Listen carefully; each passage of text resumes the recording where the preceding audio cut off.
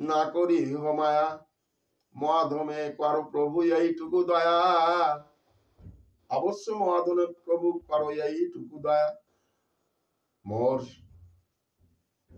প্রভু মোর শিরোমণি যেই কত মহাশয়, তোমার লীলার সহায় কোটি ভক্ত হয়। আমার যদি এক কীট মরে গেল, এক পিপিলিকা মইলে পৃথিবীর কি বাহানি হইল। ভগত বৎসল তুমি মুই ভক্তাভার, অবশ্য পুরাবে প্রভু মোর এই আস। মধ্যাহ্ন করিতে প্রভু চলিলায় আপনে।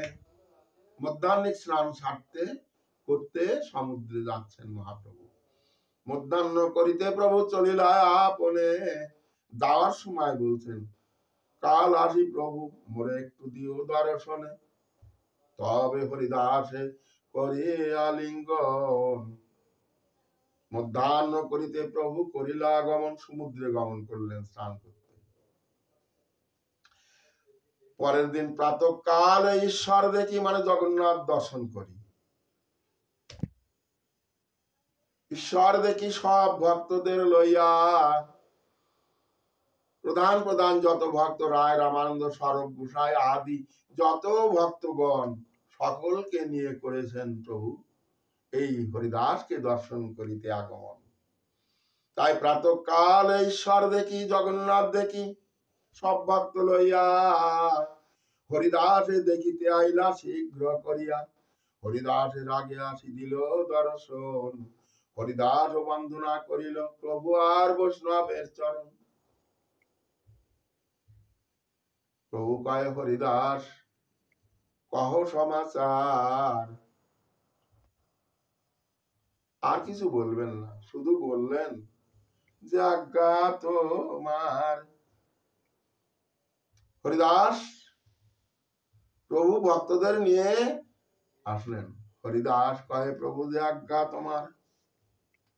সবার প্রভুর চরণ ধুলো নিলেন, বৈষ্ণবের চরণ ধুলো হস্ত বেষ্টন করে মস্তকে দিলেন।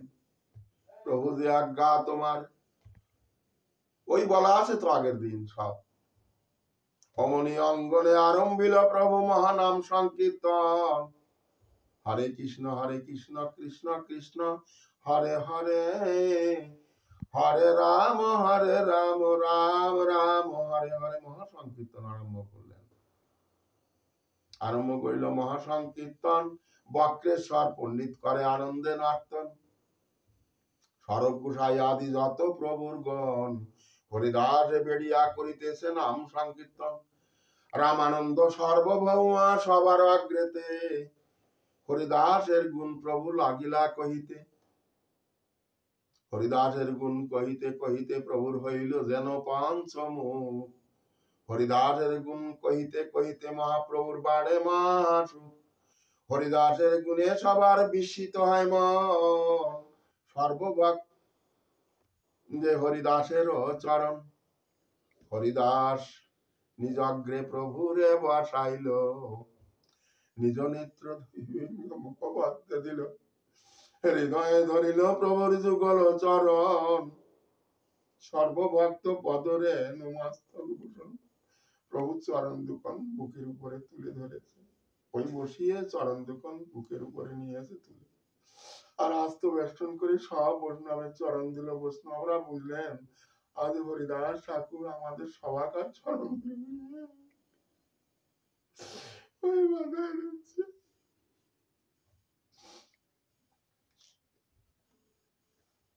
তাই প্রভুর চরণ দুলনি, ভক্তদের চরণ দুলনে মহাপ্রভুর চরণ হৃদয়ে ধরিয়া শ্রীকৃষ্ণ চৈতন্য নাম করিতেই উচ্চারণ। নামের সহিত প্রাণ কইল উৎক্রামণ। শ্রীকৃষ্ণ চৈতন্য প্রভু বলে বারবার, প্রভু মুখ মাধুরী পিয়ে নেত্রে ধরধার। শ্রীকৃষ্ণ চৈতন্য নাম। হরিদাস ঠাকুর, ও শ্রীকৃষ্ণ চৈতন্য, শ্রীকৃষ্ণ চৈতন্য প্রভু দয়া করো মোরে। ঘুমাবি না কে দয়ালু প্রভু জগত সংসারে। হয়তো এইটুকু বলবেন, তা বলতে পারছেন না। শুধু শ্রীকৃষ্ণ চৈতন্য প্রভু বলে বারবার, প্রভু মুখ মাধুরী পিয়ে নেত্রে জলধার। শ্রীকৃষ্ণ চৈতন্য নাম করিতে উচ্চারণ, নামের সহিত প্রাণ কইল উৎক্রামণ। নামের সহিত প্রাণ উৎক্রমণ হয়ে গেল। বিশ্বের নির্জান সবার হইল শরণ, বিশ্বের নির্জান সবার হইল শরণ। হরি হরি কৃষ্ণ শব্দ করে কোলাহল, প্রেমানন্দে মহাপ্রভু হইল বিভ্বল। হরিদাসের তনু প্রভু কোলেতেই উঠাইয়া, অঙ্গনে নাচেন প্রভু প্রেমাবিষ্ট হইয়া। প্রভুর আবেশ দেখি সর্বভক্ত গণ, প্রেমাবেশে সবে নাচে করেন কীর্তন। প্রেমাবেশে সবে নাচে করেন নর্তন। এই মতো মহাপ্রভু নিত্য কইল কতক্ষণ। তবে সর্বগুসাই প্রভুকে কইল নিবেদন, প্রভু ওই দেখো বেলা যাচ্ছে। তবে হরিদাসের তনু বিমানে চড়াইয়া, এতক্ষণ একটা বিমান সজ্জিত করেছেন। ওই যেমন আমরা ঠাকুমার জন্য, মা বাবার জন্য মৃত দেহ নদীতে শ্মশানে নিয়ে যাওয়ার জন্য আমরা মঞ্চ সাজাই, ওই রকম একটা মঞ্চ সাজিয়েছেন, বিমান মতন করে সাজিয়েছেন, বিমান এরোপ্লেনের মতন করে ঠেলে নিয়ে যাবে ভক্তরা।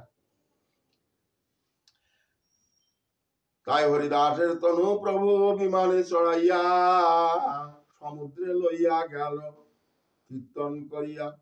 হরিকৃষ্ণ নাম গাইতে গাইতে নিয়ে যাচ্ছেন। আগে আগে চলিলেন প্রভু নৃত্য করিতে করিতে, পিছে নৃত্য করে বক্রেশ্বর ভক্তগণ সাথে। নিয়ে যাই সমুদ্রের জলে হরিদাসে স্নান করাইল, সমুদ্রের জল তুলে স্নান করাইল। ঢেউ চলে যাচ্ছে, সবাই স্নান দিচ্ছে, তো স্নান করাচ্ছেন। স্নান করায় বস্ত্র পরিয়ে তাকে নেগলেক্ট করে দিচ্ছেন না। স্নান করাইয়া বস্ত্র পরাইয়া তিলক মালা চন্দনে ভূষিত করিয়া তার মুখে প্রসাদ দিয়া, তারপরে বালুকার গর্ত করে তাহে শুয়াইল। হরিদাসে স্নান করাইয়া মহাপ্রভু বলছেন, আজ থেকেই সমুদ্র মহাতীর্থ হয়ে গেল। হরিদাসের পাদদাগ পিয়ে ভক্তগণ সেই চরণ ধোয়া জল গড়িয়ে পড়েছে সমুদ্রে। এই পাদদাগ, হরিদাসের পাদদাগ পিয়ে ভক্তগণ হরিদাসের অঙ্গে দিল ভক্তেরা প্রসাদ চন্দন। ডোর করার প্রসাদ অঙ্গেতে পরাইয়া দিল, নেগলেক্ট করে দিচ্ছেন না। এই জন্য সমাধি তিন প্রকার বাবা, একটা অগ্নি সমাধি, একটা সলিল সমাধি, আর একটা মৃত্তিকা সমাধি। ওই সলিল সমাধি যাদের গতিবিধি থাকে না, নদীর ধারে আছেন, তখন ওই মালা চন্দন পরিয়ে, তিলক মালা পরিয়ে তার জন্যে ওই সবকিছু করে কদমায়ে জলে ভাসিয়ে দেওয়া ছাড়া উপায় হয় না। সে দৈবাত জলে, তাকে বলা হয় সলিল সমাধি। আর মৃত্তিকা সমাধি এই হরিদাসকে নিয়ে যেটা দেওয়া হচ্ছে, এই সমাধিটা বাবা সবার জন্য প্রযোজ্য নয়।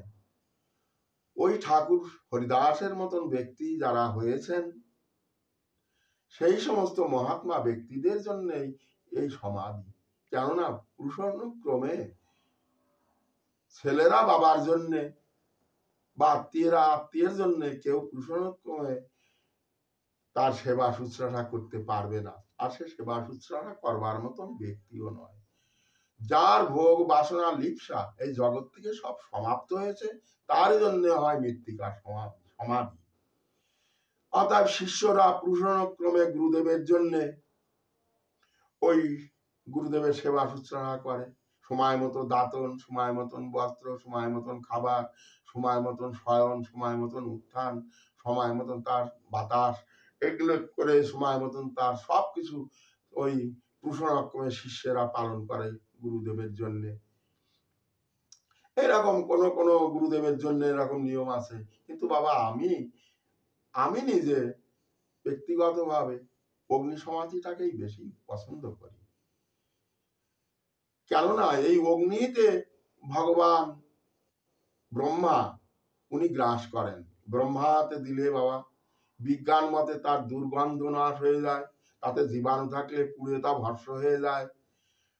তাহলে এই অগ্নিতে দেওয়াটাই, আর তাছাড়া পারমার্থিক দিক দিয়ে এই দেহটা অগ্নিতে সমাধি করবার জন্য যদি দেওয়া যায়, তাহলে ক্ষিতি অপ তেজ মরুদ্গম এই পঞ্চভৌতিক দেহটা ওই পাঁচটা মহাভূতের সঙ্গে মিলন হয়ে যায়। ক্ষিতি মানে মাটি অংশ পুড়ে মাটিতে মিশে যায় ছাই হয়ে। অপ মানে এর ভিতরে যে জলীয় অংশ রস আছে, তাই আগুনের তাপে বাষ্প হয়ে উড়ে ওই মেঘের সঙ্গে মিশে যায়, সাগরে গিয়ে পড়ে আবার সাগর জলাশয় হয়। তাহলে ক্ষিতি অপ গেল। এবার তেজ মানে ওর ভিতরে যে তেজ অংশ মানে তাপ অংশ, সে তাপ অংশটুকু বিলীন হয়ে সূর্যের সঙ্গে মিলন হয়ে যায়। তাপ, দেহে একটা তাপ আছে বাবা, একেবারে 0 ডিগ্রি থাকে না, মৃত্যু হয়ে গেলেও তাপ থাকে। সেই তাপ অংশটা তাপের সঙ্গে মিটে যায়। আবার ক্ষিতি অপ তেজ মরুত মানে বাতাস, এই বাতাস অংশ, এর ভিতরে ফাঁপা অংশ আছে না বাবা, এই ফাঁপা অংশটা আর ভিতরে বাতাস আছে, সে বাতাসটা বাতাসের সঙ্গে মিশে যায়, মহা বাতাসের সঙ্গে। আবার এর ভিতরে ফাঁপা অংশ আছে, শূন্য খালি জায়গা, সে অংশটাও পুড়ে ছাই হয়ে খালি অংশের সঙ্গে মানে শূন্যের সঙ্গে মানে আকাশের সঙ্গে মিশে যায়। অর্থাৎ এই পঞ্চভৌতিক দেহ এই পঞ্চভূতের সঙ্গে বিলীন করে দেওয়াটাই উত্তম বলে মনে করি। অতএব এই দেহটা এই অগ্নি সমাধিতে এমনি করে বিলীন করে দেওয়ার জন্য তাকে বৈষ্ণবগণ কি করেন, মালা তিলক চন্দনে ভূষিত করে তার মুখে একটু প্রসাদ দিয়ে তাকে হরিনাম অঙ্গে লিখে কপালে লিখে তাকে অগ্নিতে সমাধা করেন। অগ্নিতে তার মুখে অগ্নি না করে মুখে অগ্নি দিতে দেওয়ার নিয়ম ছিল বাবা, মুখ অগ্নি। কারণ ভৌতিক শ্রাদ্ধ যারা করে তারা মুখ অগ্নি করে, মুখে অগ্নি, মুখে পুড়ায় দেয়, মুখ পুড়ায় দেয়। কারণ এই মুখ দিয়ে কখনো সে বাবা হরিনাম করে নাই, তাই ব্রহ্ম অগ্নি দিয়ে মুখটাকে শুদ্ধ করে দেওয়ার জন্য মুখ অগ্নি করত। এখন বাবা হরিনাম পরায়ণ ভক্ত বৈষ্ণবের জন্য আর ছেলে পিছন ফিরেও দিতে হবে না, আর বাম হাত দিয়েও দিতে হবে না, সযত্নে তার সামনাসামনি ওই মুখের কাছে এরকম করে আগুনটা ঘুরাইয়ে ওই চিতার নিচে অগ্নিটা দিতে হয়, তাকে বলে চিতা অগ্নি বাবা, মুখ অগ্নি নয়। করে দাও দাও করে জ্বলে উঠবে, আর হরি হরি বলে জয়ধ্বনি দিতে হবে। এই হরি নাম কীর্তনের মাধ্যম দিয়ে তার বাবাই হোক মাই হোক আর বৈষ্ণবই হোক অগ্নি সমাধি হয়ে যাবে। যদি কারুর বিশেষ মনে করে যে আমি স্মৃতিটা রাখবো কেমন করে, তা যদি তিনি পারেন সেবা করতে, তবে ওইখানকার ওই সাই ভাষ্য কাকর ওই যা আছে বাড়িতে সমাধিস্থ করে রাখতে তিনি পারেন, এর বেশি আর পুঁতে রাখার দরকার নাই বাবা। কেউ সমাধি করবার জন্য শ্মশানে পুঁতে রাখে, বাড়িতে পুঁতে রাখে, এই যে জায়গা দখল করে রাখা বাবা, কেউ সেবা পূজা করতে পারবে না বলে এগুলো না করাই কর্তব্য হবে। যা হোক, এখন হরিদাস ঠাকুরের এই দেহটা যখন মহাপ্রভু ভক্তদের নিয়ে যখন এই সমুদ্রের জলে স্নান করায়, বালুকা খনন করে কি করলেন, সমুদ্রের জলে স্নান করাইল। প্রভু কয় আজ থেকে সমুদ্র মহাতীর্থ হয়ে গেল। হরিদাসের পাদে ধাপিয়ে ভক্তগণ হরিদাসের অঙ্গে দিল ভক্তেরা প্রসাদ চন্দন, ডোর করার প্রসাদ অঙ্গেতে দিল, ডোর করার প্রসাদও দিল। ডোর করার প্রসাদ শুকনো প্রসাদ, কড়াকড়ি প্রসাদ।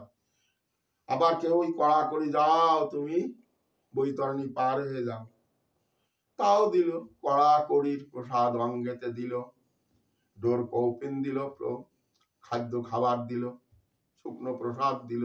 কত ভক্ত কত ভাবে, এই না হরিদাস তুমি সময় মতো এই ডোর কৌপিন পরে নিও। কেউ খাবার দিচ্ছে শুকনো প্রভাত প্রভু। হরিদাস, যখন ক্ষুধা লাগে তখন এগুলো খেয়ে নিও, মনে রাখ। তাই ডোর কৌপিন অঙ্গেতে, ডোর কৌপিন প্রসাদ অঙ্গেতে দিল, বালুকার গর্ত করি তাহে শোয়াইল। বালুকার গর্ত করি তাহে শোয়াইল। চারিদিকে ভক্তগণ করেন নর্তন, হরিধ্বনি কোলাহলে ভরিল ভুবন। মহাপ্রভু শ্রীহস্তে বালুকা দিল তার গায়ে। মহাপ্রভু বালুকা নিজ হাতে সর্বপ্রথমে হরিদাসকে বালুকা দিলেন তার গায়ে। বালুকা দিলেন। হরিদাসের সমাধি করে ডোর কৌপিন পরিয়ে ভূষিত করে তার উপরে মহাপ্রভু শ্রীহস্তে বালুকা দিচ্ছেন।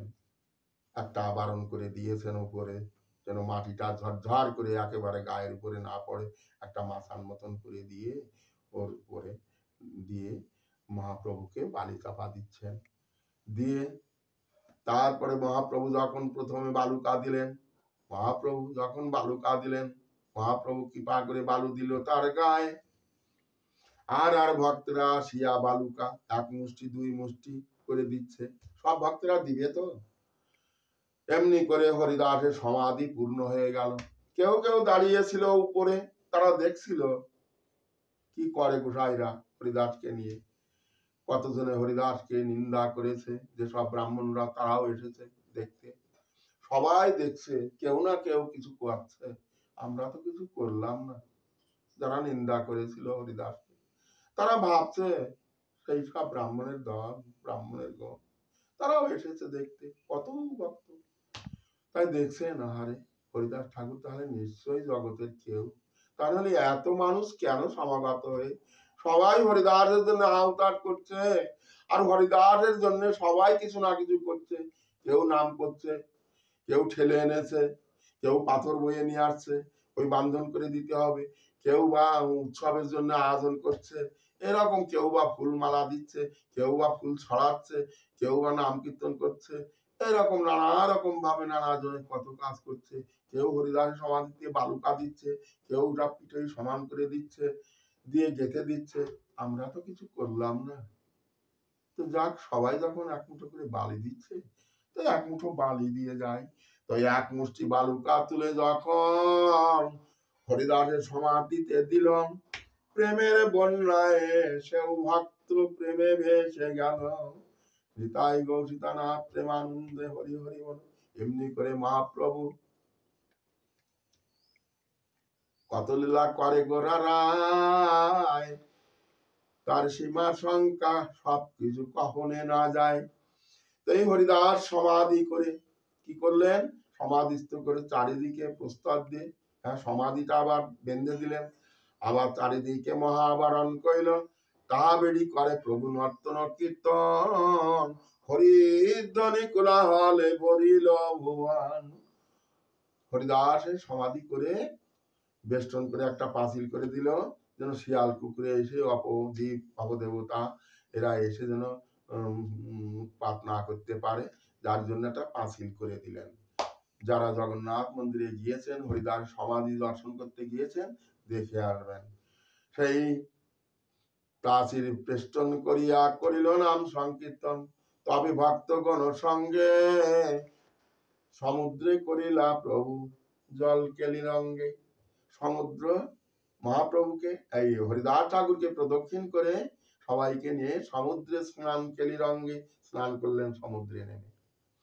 স্নান করিয়া হরিদাসকে প্রদক্ষিণ করিয়া ভক্ত গোষ্ঠী নিয়ে মহাপ্রভু আইলেন সিংহদ্বারে। ওই জগন্নাথ মন্দিরের সিংহ দরজা, যেখানে দুই ধারে দুটো সিংহ নির্মাণ করা আছে পূর্ব দ্বারে, সেই সিংহ দরজায় এসেছেন।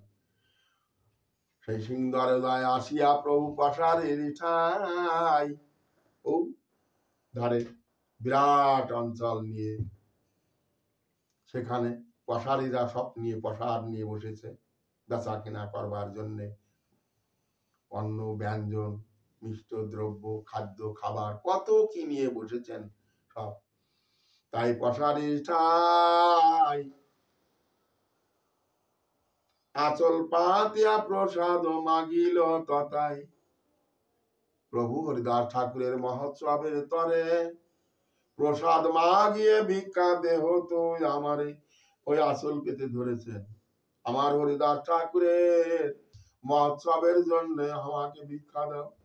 শুনিয়া পশারি সব চাঙ্গড়া উঠাইয়া প্রভুকে ভিক্ষা দিল আনন্দিত হইয়া। সব ঢালে ঢুলে যার কাছে যা আছে সব দিচ্ছে। ভগবান আজ গৌর সুন্দর যার ভিক্ষায় আমরা ভিক্ষাবান হয়ে আমরা জগতে বেঁচে আছি, আর সেই ভগবান কিনা যাচ্ছে। তাই মহাপ্রভুর মুখে কথা শ্রবণ করে যে আজকে নয় আমরা কিনা বেচা আজ করবো না, সব আজকে প্রভুর ভক্তের সেবায় প্রভুজির কথা রক্ষার্থে আজ প্রভুর কথায় আজ ভক্তের সেবায় সব উজাড় করে দিয়ে যাব। তাই ঢালি ঢুলি সব যার কাছে যা আছে সব দিয়ে যাচ্ছেন বাবা। কিন্তু বাবা তাহা দেখি স্বরূপ গোসাই প্রভুকে কহিল নিবেদন, প্রভু আর নয়, রাখো, আমরা সবাইকে নিয়ে করিতেছি, এগুলো আমরা করছি ভক্তদের নিয়ে। প্রভুকে তবে স্বরূপ গোসাই ঘরে পাঠাইল, চারি পিছড়া চারি বৈষ্ণব সঙ্গেতে রাখিল। তবে স্বরূপ গোসাই কহিলেন নব পশারি রে, এক এক দ্রব্যের এক এক পুঞ্জায় আনিয়া দেহ মোরে। নব পশারিকে আর এক মিষ্ট দ্রব্য খাদ্য খাবার বেচার জন্য অন্ন ব্যঞ্জন এরকম কিছু নিয়ে বসেছেন। সেই দোকানদারকে বলছেন নব পশারি রে, এক এক দ্রব্যের এক এক পুঞ্জা আনিয়া দেহ মোরে। কেউ রসগোল্লা দাও, সব দিও না উজাড় করে, কেউ বাতাসা দাও, কেউ জোড়া সন্দেশ মানে পেড়া দাও, কেউ রেডি কিনে দাও, এরকম এক একজনের এক এক রকম পূজা বান্ধে পুটলা বেঁধে আমাদের এনে দেওয়া এই উনার উপরে। এইরকম নানা প্রসাদের পূজা বান্ধাইয়া লইয়া এলো চারিজনের মস্তকে চড়াইয়া। বাণীনাথ পট্টনায়ক নিকটতম ধনী ভক্ত, অনেক প্রসাদ আনিলা। আর কত ভক্ত জগন্নাথ মন্দিরে আয়োজন হয়েছে তা তো বলা যাচ্ছে না। প্রভুর অমর্যাদা না হয়, প্রভুর পরম ভক্ত, আর এই উৎসবটা প্রভুই করছেন এই মনে করে বাণীনাথ পট্টনায়ক, বাণীনাথ এবং পট্টনায়ক অনেক প্রসাদও আনিলা। ধনী ভক্ত সব সঙ্গে সঙ্গে আদেশ করলেই তাদের জোগাড় হয়ে যায় মিষ্ট দ্রব্য আদি, কত কিনিবা।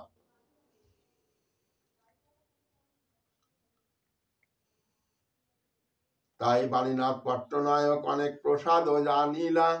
কাশী মিশ্র অনেক প্রসাদ পাঠাইয়া দিলা। নিকটতম আর একজন ভক্ত সব বৈষ্ণবের প্রভু বসাইলা। সারি সারি বসে যাও বাবা, সকল তোমরা সব বসে যাও। এই সব বালুকার উপরে যে যেমন ভাবে পেরেছে সব বসে গেছে। সব বৈষ্ণবের প্রভু বসাইলা সারি সারি, আপনে পরিবেশন করতে লাগলেন লইয়া জনাচারি। কিন্তু প্রভুর শ্রীহস্তে অল্পনা আইসে, এক এক পাতে পঞ্চজন আর ভক্ষ পরিবেশে। দেখিয়া স্বরূপ গোসাই প্রভুরে নিষেধ দিল, প্রভু নিবারিল। প্রভু আর নয়, হয়েছে, তোমার তো চিরকাল ঢেউই দেওয়া অভ্যাস আছে, আর নয়, তুমি বসিয়া কর দর্শন, আমি এই সবাইকে লইয়া করিতেছি পরিবেশন। স্বরূপ গোসাই জগদানন্দ কাশীশ্বর শঙ্কর এই চারিজন পরিবেশন করে নিরন্তর। কিন্তু প্রভু না খাইলে কেউ না করে ভোজন। সেদিন আবার প্রভুর ছিল কাশী মিশ্রের ঘরে নিমন্ত্রণ।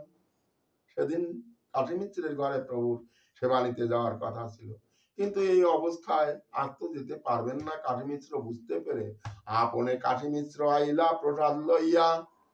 এই জগন্নাথ মন্দিরে এনেছেন প্রসাদ। কাশী মিশ্র প্রসাদ লইয়া প্রভুকে ভিক্ষা করাইল আগ্রহ করিয়া। প্রভুকে সেবা করালো। এই সেবাটার নাম ভিক্ষা বলা হয়। ভিক্ষা কাকে বলে বাবা? ওই সময়ের ভাষাতেই সেবা করাকে ভিক্ষা বলা হতো। সব সেবাকে নয়। যে ব্রাহ্মণ 1,00,000 নাম জপ করছেন সদাচারী ভাবে, সদাচারী হয়ে, সেই 1,00,000 জপ পারায়ণ, কমপক্ষে সেই 1,00,000 জপ পারায়ণকারী ব্রাহ্মণের ঘরের অন্যের সেবা তিনি পাইতেন। এই সেবাটার নামকে ভিক্ষা বলা হয়। তাই সব বৈষ্ণবের প্রভু বসাইলা সারি সারি, আপনে পরিবেশন করিতেছেন লইয়া জনাচারী। কিন্তু প্রভু না খাইলে কেহ না করে ভোজন। সেদিন ছিল প্রভুর কাশী মিশ্রের ঘরে নিমন্ত্রণ। আপনে কাশী মিশ্র আইলা প্রসাদ লইয়া প্রভুকে সেবা দিবে। আরো আরো অনেক প্রসাদ করে এনেছেন যে ভক্তরাও সেবা পাবে। অনেক প্রসাদ আনিলা। আপনি কাশী মিশ্র আইলা প্রসাদ লইয়া প্রভুকে ভিক্ষা করাইলেন আগ্রহ করিয়া। পুরী ভারতের সঙ্গে প্রভু ভিক্ষা কইল পুরী গুসাই। ঈশ্বরপুরী ওনার শ্রী গুরুদেব। আবার ওদিকে সন্ন্যাস গুরু একজন কেশব ভারতী, এই গুরু গুসাইদের নিয়ে সেবায় বসিল। পুরী ভারতের সঙ্গে প্রভু ভিক্ষা কইল, তবে সকল বৈষ্ণব তবে ভোজন করিল। ভোজন করিয়া সবে কইল আসমন। সবাই ভোজন করে আসমন করলো। সবার করাইল প্রভু মাল্য চন্দন। ওই 2-4 জনের করাইল মাল্য চন্দন। প্রেমাবিষ্ট হইয়া প্রভু করে বরদান। বরদান দিচ্ছেন প্রভু। প্রেমাবিষ্ট হইয়া প্রভু করে বরদান, বরদান দিচ্ছেন সবাইকে। আমার হরিদাসের এই বিদায় উৎসব যে কইল দর্শন, যে তাতে নৃত্য কইল, যে কইল কীর্তন, অথবা যে তারে বালুকা দিতে করিল গমন, অথবা তার মহোৎসবে কিছু কর নাই, শুধু করে গেল ভোজন, তা সবার হইবে অচিরে কৃষ্ণ প্রাপ্তি। হরিদার দর্শনে হইতে হয় শক্তি। এবার খেদ করে মহাপ্রভু বলেছেন, কৃপা করে কৃষ্ণ মরে দিয়াছিল সঙ্গ, স্বতন্ত্র কৃষ্ণের ইচ্ছা হইল সঙ্গভঙ্গ। হরিদাসের ইচ্ছা যবে হইল চলিতে, আমার সকতি তারে নারিল রাখিতে। হরিদাস রাখিলা পৃথিবীর শিরোমণি, তা বিনা রত্ন শূন্য হয়ে গেল এই মেদিনী। জয় জয় হরিদাস বলিয়া সবে করো জয় ধ্বনি। এত বলি মহাপ্রভু সবাই বলে জয় জয় জয় হরিদাস, নামের মহিমা যেই করিল প্রকাশ। এই তো কহিল হরিদাসের অভিজয়, যাহার শ্রবণে কৃষ্ণে প্রেম ভক্তি হয়। ভগত বৎসল প্রভুর ইহাতেই জানি, ভক্ত বাঞ্ছা পূর্ণ কইল ন্যাসী শিরোমণি। শেষকালে দিল তারে প্রভু দর্শন স্পর্শন, তারে কোলে করি কহিল প্রভু আপনে নর্তন। আপনে প্রসাদ মাগিয়া মহোৎসব কইল, আপনে প্রসাদ মাগিয়া মহোৎসব কইল। আপনে হরিদাসের জন্য কত না কি করিল। প্রসাদ আপনে প্রসাদ মাগি মহোৎসব কইল। আয় মহাভাগ্যবান হরিদাস। তাই হরিদাসের জন্য তারে কি করলো না, হরিদাস কে নিয়ে তিনি মহা কীর্তন করলেন, তারে অঙ্গ স্পর্শন, তারে কোলে করে নিয়ে কইলেন নর্তন কীর্তন, তার মহোৎসবে করিলেন প্রভু ভজন। আর তারই জন্য হরিদাস পরম সৌভাগ্য, তারই জন্য হরিদাস পরম সৌভাগ্য, পরম বিদ্যান। এই সৌভাগ্য আগে আগে করিল প্রয়াণ। চৈতন্য চরিত এই অমৃতের সিন্ধু, কর্ণমন্ত্রিত্ব করে যার এক বিন্দু। ভাব সিন্ধু তরিবারে আছে যার চিত, দেরি আছে শ্রদ্ধা করে শুনো সেই এই চৈতন্য চরিত। শ্রীরূপ রঘুনাথ পদে যার আস, চৈতন্য চরিতামৃত কহে কৃষ্ণ দাস। চৈতন্য চরিত হয় এইটুকু গাইতে হবে বাবা শেষকালে। ওখানে লেখা আছে চৈতন্য চরিত হয় অমৃতেরি সিন্ধু, কর্ণ মন তৃপ্ত করে যারা কবিন্দু, ভব সিন্ধু তরিবারে আছে যার চিত, শ্রদ্ধা করে শুনো সেই চৈতন্য চরিত, মধুময় মধুময় চৈতন্য চরিতামৃত বড় মধুময় মধুময়, ভব সিন্ধু তরিবারে জীবে আর্ত কবু গতি নাই, কৃষ্ণ ভক্তি লবিবার জীবে আর্ত কবু গতি নাই, গতি নাই গতি নাই, ভব সিন্ধু তরিবারে আর্ত কবু গতি নাই, কৃষ্ণ ভক্তি লবিবারে গতি নাই গতি নাই, বলি গতি নাই গতি নাই, ভব সিন্ধু তরিবারে গতি নাই গতি নাই, কৃষ্ণ ভক্তি লবিবারে গতি নাই গতি নাই, ভব সিন্ধু তরিবারে গতি নাই গতি নাই, গৌরে গৌরে গৌরে গৌরে গৌরে গৌরে গৌরে গৌরে। এ পর্যন্ত চৈতন্য চরিতামৃত হরিদাস নির্যান পাঠ আজকের মতো সমাপ্ত রাখছি।